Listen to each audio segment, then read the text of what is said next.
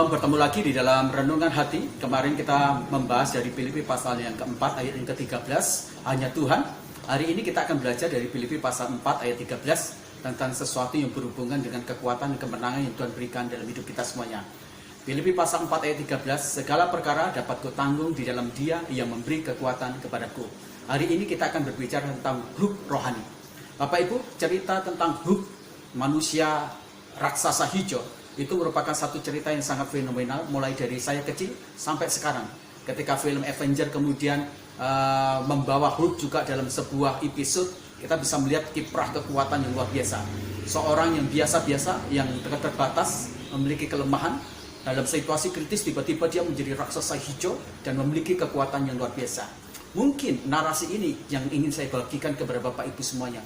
Bagaimana kita tadinya adalah lemah, tapi menghadapi masalah di dalam Kristus Yesus Tuhan Allah, tiba-tiba kita menjadi Hulk rohani yang bisa menumbangkan dan mengatasi masalah dalam hidup kita semuanya. Nah, apa yang sedang dikatakan oleh Paulus ketika dia berbicara tentang Tuhan yang menambahkan kekuatan di dalam diri dia? Nah, Bapak Ibu, ada 3 hal yang dapat kita pelajari. Yang pertama, ketika Tuhan memberikan kekuatan kepada kita semuanya, Tuhan memberi hikmat kepada kita untuk mempergunakan apa yang ada di sekitar kita dan apa yang ada di dalam diri kita menjadi bahan untuk melawan masalah atau musuh rohani di dalam diri kita semuanya. Ketika Daud dia bertemu dengan Goliat, dia melihat bagaimana Goliat itu besar luar biasa. Saul memberikan seperangkat alat perang kepada Daud untuk dia mengalahkan atau melawan Goliat. Tetapi Daud tidak mempergunakan itu semuanya.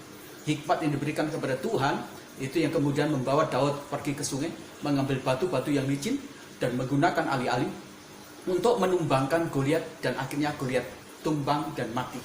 Dan juga ketika Yosua dia mengalami kalah perang dengan kota Ai yang kecil, dia kemudian berseru kepada Tuhan, dan Tuhan memberikan hikmat kepada Yosua sehingga dia memiliki strategi perang yang sangat jitu untuk mengalahkan kerajaan Ai yang sangat kecil. Hikmat itu berhubungan dengan apa yang ada di dalam diri kita, juga apa yang ada di sekitar kita semuanya. Hikmat adalah seperangkat inspirasi yang datang dari Tuhan, sehingga kita dimampukan untuk menghadapi masalah dan memenangkan masalah itu semuanya dengan kemampuan kognitif yang datang dari Tuhan, pengetahuan yang datang dari Tuhan, sehingga pada akhirnya kita menjadi pemenang luar biasa. Jadi ketika Tuhan memberikan kekuatan kepada kita semuanya, diberikanlah kita hikmat untuk kita mampu menggunakan dan mempergunakan segala yang ada di dalam diri kita dan yang di sekitar kita, dijadikan sebagai sarana atau alat untuk memenangkan pertandingan. Yang kedua, Tuhan memberdayakan atau mengeksplorasi kemampuan yang ada, yang terpendam di dalam diri kita semuanya. Dalam Bible Amplified dikatakan, saya memiliki kekuatan untuk semua hal yang ada di dalam Kristus yang memberdayakan saya. Ini adalah bagian dari Alkitab Amplified. Ini menjadi sesuatu yang mempertegas lagi. Jadi ketika Tuhan memberikan kekuatan kepada kita semuanya, Tuhan sedang mengeksplorasi di dalam diri kita. Tuhan sedang memberdayakan apa yang ada di dalam diri kita dengan kekuatan, dengan potensi di dalam diri kita semuanya. Kita ini adalah alat. Alat tidak memiliki kekuatan. Yang memiliki kecanggihan dan kekuatan yang luar biasa adalah tangan dari yang menggunakan alat itu sendiri. Jadi Tuhan memberdayakan diri kita dengan kekuatan tangan Dia, dengan kekuatan kuasa Dia, sehingga kita menjadi begitu sangat luar biasa potensi dan bermanfaat dan memiliki daya guna yang luar biasa.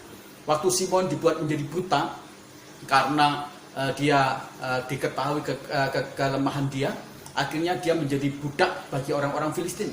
Satu saat ketika dia harus melawat di begitu banyak orang-orang Filistin yang penting, di pagelaran yang sangat penting, Simon kemudian meminta tolong kepada seorang anak untuk dia dituntun menuju pilar atau tiang yang menyangga seluruh gudang itu semuanya. Dan apa yang dikatakan oleh Simon dalam seruan dia terakhir, dia katakan, Tuhan kembalikan lagi, pulihkan aku, berdayakan lagi kekuatanku, supaya aku bisa menghancurkan dan membunuh orang-orang Filistin itu. Dan benar, Tuhan akhirnya mengeksplorasi, memberdayakan kekuatan yang tersembunyi, yang terpendam di dalam diri Simon, dan akhirnya Simon sanggup menghancurkan dan meruntuhkan tiang-tiang penyangga gedung itu, dan orang-orang Filistin yang ada di gedung itu, mereka kemudian mati.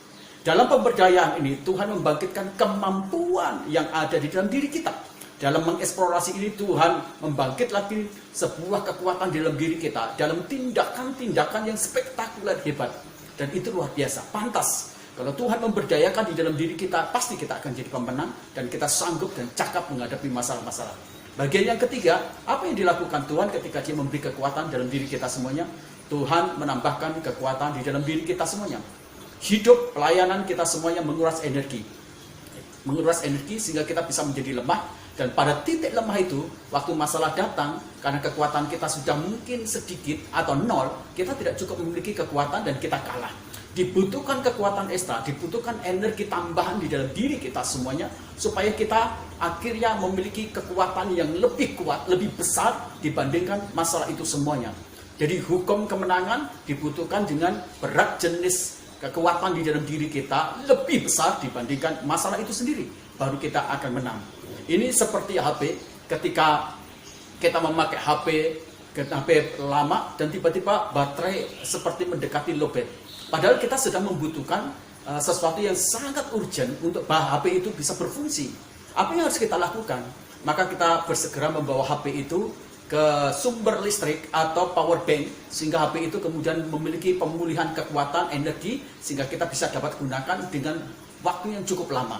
Demikian juga kita butuh charger, kita dibutuh dicas, kita butuh ditambahkan lagi kekuatan di dalam Kristus Yesus, anugerah Kristus, supaya kita menjadi kuat luar biasa. Saya jadi ingat hal yang penting mendasari itu semuanya.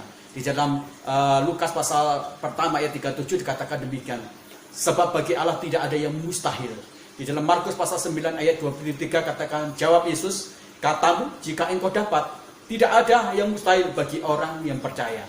Jadi akhirnya kebenaran firman Tuhan ini mengingatkan lagi, kekuatan itu datang dari Tuhan Allah kita yang sangat-sangat memungkinkan segala sesuatu yang tidak mustahil bagi Dia, dan itu diberikan kekuatan itu kepada kita semuanya, sehingga kita juga menjadi orang-orang yang mampu melakukan. Seperti katakan, tidak ada yang mustahil bagi orang percaya, karena Tuhan memberi kekuatan kepada kita semuanya. Tuhan memberkati kita semuanya. Salam pemenang. Dan kita bukanlah orang-orang yang dapat ditaklukkan oleh masalah dengan mudah, tapi kita adalah orang-orang yang memiliki kemampuan kemenangan dari Kristus Yesus. Salam glorious ending, glorious winner. Tuhan memberkati kita semuanya.